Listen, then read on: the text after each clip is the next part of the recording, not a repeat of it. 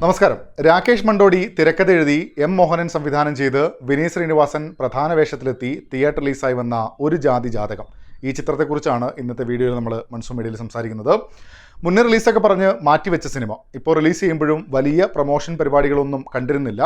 Comedy ഉണ്ടാകുമെന്ന പ്രതീക്ഷയിലാണ് സിനിമയ്ക്ക് കയറിയത്. ജയേഷാണ് നായക കഥാപാത്രം. ചെന്നൈയിൽ ജോലി ചെയ്യുന്ന തലശ്ശേരിക്കാരനായ കഥാപാത്രം. വയസ്സ് 38 ഇതുവരെ കല്യാണം നടന്നിട്ടില്ല.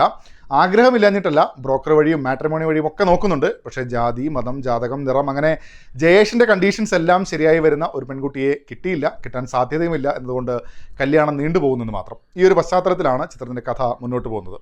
ജയേഷ് എന്ന കഥാപാത്രത്തെ ഫോക്കസ് ചെയ്ത് തന്നെയാണ് സിനിമ മുന്നോട്ട് പോകുന്നത്. അതിൽ വിനീത് ശ്രീനിവാസൻ്റെ ഒരു ലൗഡ് പരിപാടിയുമുണ്ട്.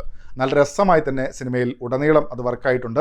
38 കഴിഞ്ഞ യുവാവ് എന്നതും അയാളുടെ കണ്ടീഷൻസ് എന്നതിലുമൊക്കെ വരുന്ന സാഹചര്യങ്ങളെ പ്രകടനത്തിലൂടെ വിനീത് ശ്രീനിവാസൻ നല്ല രീതിയിൽ തന്നെ ലിഫ്റ്റ് ചെയ്തെടുക്കുന്നുണ്ട്.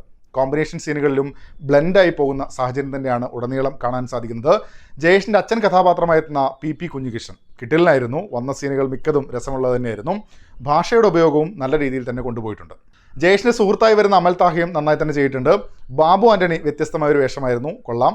മൃദുൽ നായറിൻ്റെ കേസിൽ പ്രാധാന്യമുള്ള കഥാപാത്രമാണ്, നമുക്കൊക്കെ നന്നായി റിലേറ്റ് ചെയ്യാൻ പറ്റുന്നതുമാണ്. ഡയലോഗ് ഡെലിവറി അത്ര സ്മൂത്തായി എനിക്ക് അനുഭവപ്പെട്ടില്ല. സ്ത്രീ കഥാപാത്രങ്ങൾ വരുന്നതിൽ കയാദു ലോഹർ, ഇന്ദു തമ്പി എന്നിവരുടെ പ്രകടനങ്ങൾ നന്നായിട്ട് തോന്നി. മറ്റുള്ളവർക്ക് അങ്ങനെ കാര്യമായ സ്ക്രീൻ സ്പേസ് തന്നെ ഇല്ല എന്നുള്ള അവസ്ഥയാണ്. നിഖില വിമൽ, സയനോര തുടങ്ങിയവരൊക്കെയാണ് ചിത്രത്തിൽ മറ്റ് വേഷങ്ങളിൽ എത്തിയിരിക്കുന്നത്. വിവാഹവുമായി ബന്ധപ്പെട്ട കാര്യങ്ങളും ജയേഷിൻ്റെ അവസ്ഥയുമൊക്കെ പറയുമ്പോൾ പല സാഹചര്യങ്ങളിലൂടെ സിനിമ പോകുന്നുണ്ട്. സീരിയസ് ആയ കാര്യങ്ങൾ പറയുമ്പോഴും ടോൺ അത്ര സീരിയസ് ആക്കാതെയാണ് കഥ പറയുന്നത്. ചിരിക്കാനുള്ള സിറ്റുവേഷൻസും സംഭാഷണങ്ങളും ഇടയ്ക്കിടെ സമ്മാനിക്കാൻ തിരക്കഥാകൃത്തിനും സംവിധായകനും സാധിക്കുന്നുമുണ്ട്. മനുഷ്യരുടെ സാഹചര്യങ്ങൾ, അവസ്ഥകളൊക്കെയായി ബന്ധപ്പെട്ട പല വിഷയങ്ങളിലൂടെ സിനിമ പോകുമ്പോൾ ചിലയിടത്ത് പ്രോഗ്രസീവായി തന്നെ പോകുന്നുണ്ട്. ചിലയിടത്ത് പ്രോഗ്രസീവാണെന്ന് തോന്നിപ്പിക്കുന്ന വിധത്തിൽ മാത്രമാണ്. മറ്റു ചിലർക്ക് ഇവരെന്താ ഇങ്ങനെ ട്രീറ്റ് ചെയ്തത്, ബെറ്ററായ വഴിയിലൂടെ പ്രസൻറ്റ് ചെയ്യാമായിരുന്നല്ലോ എന്നും തോന്നി. ചില കളിയാക്കൽ പരാമർശങ്ങളും അതിൻ്റെ റിപ്പീറ്റേഷൻസും ഒക്കെ സിനിമയുടെ ഗ്രാഫ് ഡൗൺ ചെയ്യുന്ന കാര്യങ്ങളായിട്ടാണ് തോന്നിയത്. ചുരുക്കി പറഞ്ഞാൽ ഇടയ്ക്ക് കൊള്ളാമെന്ന് തോന്നിയ സംഗതികളുണ്ട്, മറ്റു ചിലയിടത്ത് ഓക്കെ ആയില്ല എന്ന് തോന്നിയ സംഗതികളുമുണ്ട്. തീർച്ചയായും മറ്റൊരാളുടെ കാഴ്ചയിൽ ഇത് മാറിയും മറിഞ്ഞുമൊക്കെ വരാം. ഈ ചിത്രത്തിൻ്റെ കാര്യത്തിൽ ചിരിക്കപ്പുറത്ത് ചിലയിടങ്ങളിൽ ചിരിക്കായി ഒരുക്കിയ സാഹചര്യങ്ങളെ ആ രീതിയിൽ കൂടെ വിശകലനം ചെയ്യേണ്ടതുണ്ട് എന്ന് മാത്രം. ആ കഥാപാത്രത്തെയും സാഹചര്യമൊക്കെ പരിഗണിക്കുമ്പോൾ ചിലത് അങ്ങനെ സംഭവിച്ചേക്കാം എന്ന രീതിയിൽ എടുക്കാവുന്നതുമാണ്. മുൻപുള്ള പ്രിയർസൻ ചിത്രങ്ങളൊക്കെ കാണുന്ന പോലെ അവസാനമാകുമ്പോൾ കൺഫ്യൂഷൻ പരിപാടികളുമൊക്കെ ഉണ്ടല്ലോ, അതിൻ്റെ ഒരു ലൈറ്റ് വേർഷൻ ഇവിടെ കൊണ്ടുവരാൻ ശ്രമിച്ചതുപോലെയാണ് എനിക്ക് തോന്നിയത്. പക്ഷേ അതത്ര വർക്കായില്ല. ക്ലൈമാക്സിലേക്ക് എത്തുമ്പോഴുള്ള ജയേഷിൻ്റെ അവസ്ഥ പറയാനായിരിക്കാം, അപ്പോഴും അതുവരെ പോയ ഒഴുക്ക് മിസ്സായി കുറേ കാര്യങ്ങൾ ഒരുമിച്ച് പറയാൻ ശ്രമിക്കുന്നു എന്ന ഫീലാണ് എനിക്കുണ്ടായത്.